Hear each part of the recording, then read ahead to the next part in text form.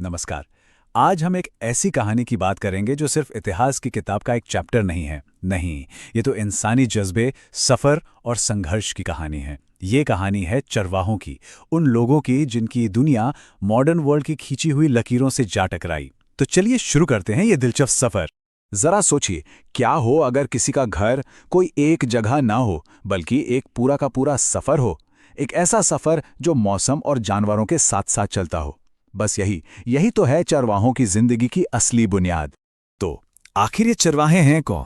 देखिए, सीधे सीधे कहें तो ये वो लोग हैं जिनकी पूरी की पूरी जिंदगी, उनका पूरा वजूद ही जानवरों को चराने पर टिका है।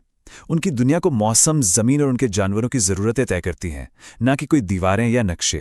तो इनकी दुनिया का सबसे बड़ा उसूल था बस चलते रहना। जिंदगी एक जगह रुकने का नाम नहीं थी, बल्कि लगातार आगे बढ़ते रहने का नाम थी। लेकिन हां, ये घूमना फिरना बेवजह बिल्कुल नहीं था। इसके पीछे एक बहुत बड़ी वजह थी। तो सवाल ये है कि ये मौसमी घूमना इतना जरूरी क्यों था? ये कोई आवारागर्दी नहीं थी। ये एक बहुत ही इंटेलिजेंट सिस्टम था। मतलब साल भर ताजे चरागाह ढूंढना, जमीन को भी तो आराम देना है ताकि वो फिर से हरी भरी हो सकें, और बदलते मौसम जैसे कि बर्फबारी या सूखे से अपने जानवरों को बचाना। एक तरह से देखें तो ये उनके अपने जीवन और कुदरत के बीच एक बैलेंस बनाए रखने का तरीका था।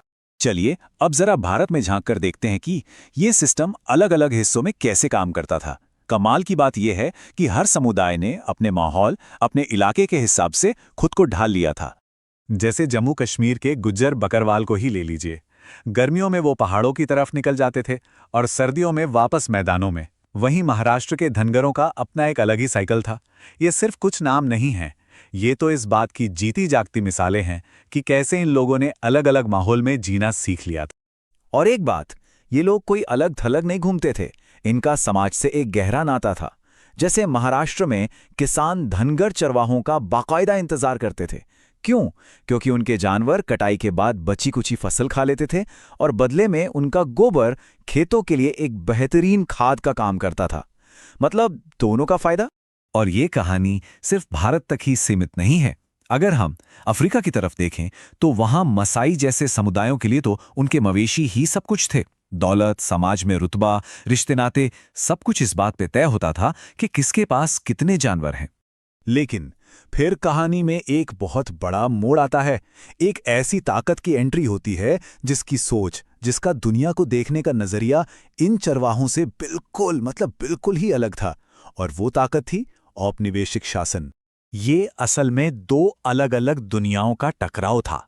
सोचिए, एक तरफ थे चरवाहे जिनके लिए जमीन सबकी साझा संपत्ति थी और घूमना ही जिंदगी थी, और दूसरी तरफ थी औपनिवेशिक सरकार जिसके लिए जमीन एक प्राइवेट प्रॉपर्टी थी जिसे खरीदा बेचा जा सकता था। और घूमने फिरने वाले लोग, वो तो बड़े ही शक की निगाह से देखे जाते थे। एक के लिए जंगल जिंदगी का स्रोत था तो दूसरे के लिए बस इमारती लकड़ी का खजाना। और फिर अचानक एक ही झटके में उनके सदियों पुराने रास्ते गैर कानूनी हो गए। जी हां, जिन रास्तों पर पीढ़ियों से उनके पुरखे चलते आए थे, अब उन पर चलना ही एक जुर्म बन गया था।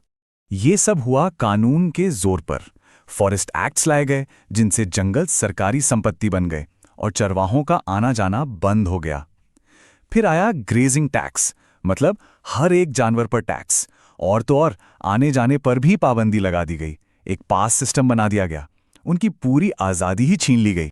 अब जाहिर है, इन नए कानूनों और इन नए लकीरों का इन समुदायों की जिंदगी पर बहुत ही गहरा और बहुत ही बुरा असर पड़ा। उनकी पूरी दुनिया जैसे सिकुड़ कर रह गई थी। उनकी दुनिया को उन लकीरों में कैद कर दिया गया जो उन्होंने कभी खींची ही नहीं थी। नक्शे पर खींची गई इन बेजान लकीरों ने उनकी जीती जागती, चलती फिरती जिंदगी पर जैसे ब्रेक लगा दिया। हुआ ये कि जो सबसे अच्छे हरे भरे चरागाह थे, उन्हें खेतों में बदल दिया गया। चरवाहों को सूखी बंजर जमीनों की तरफ धकेल दिया गया। अफ्रीका में तो हालात और भी बुरे थे। वहां की सबसे अच्छी जमीनें गोरे बाशिंदों को दे दी गई। और सबसे भयानक बात तो ये थी कि जब अकाल पड़ता था, तब भी उन्हें कहीं और जाने की इजाजत नहीं थी। नतीजा, लाखों लाख जानवर भूख प्यास से मर गए। लेकिन ये कहानी सिर्फ बर्बादी और नुकसान की नहीं है। ये कहानी है हिम्मत की, मुश्किलों से लड़ने और टिके रहने के जज्बे की। क्योंकि इन चरवाहों ने इतनी आसानी से हार नहीं मानी। उन्होंने इसका सामना किया, इसका विरोध किया। कई लोगों ने तो साफ साफ इन नए कानूनों को मानने से ही इनकार कर दिया। कुछ लोग पकड़े जाने से बचने के लिए रात के अंधेरे में अपने जानवरों को चराने लगे, और बहुतों ने तो औपनिवेशिक शासन के खिलाफ चल रहे बड़े बड़े आंदोलनों में भी हिस्सा लिया। और सिर्फ विरोध ही नहीं, उन्होंने हालात के हिसाब से खुद को बदला भी। कुछ लोगों ने अपने जानवरों की संख्या कम कर दी ताकि कम जगह में गुजारा हो सके। कुछ ने तो चरवाही छोड़कर खेती या मजदूरी करना शुरू कर दिया।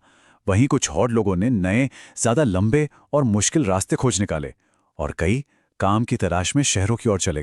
कहने का मतलब ये है कि वो मिट नहीं गए, वो लड़े, उन्होंने खुद को नए हालातों में ढाला, और वो आज भी हमारे बीच मौजूद हैं। और ये पूरी कहानी हमें आज एक बहुत बड़े सवाल पर लाकर खड़ा करती है कि एक ऐसी दुनिया में जो हर रोज नई नई लकीरें खींच रही है, नई सीमाएं बना रही है, हम अपनी पारंपरिक जीवन शैलियों को, अपने पुराने तौर तरीकों को कितनी अहमियत देते हैं। ये एक ऐसा सवाल है जिस पर हम सबको सोचने की जरूरत है।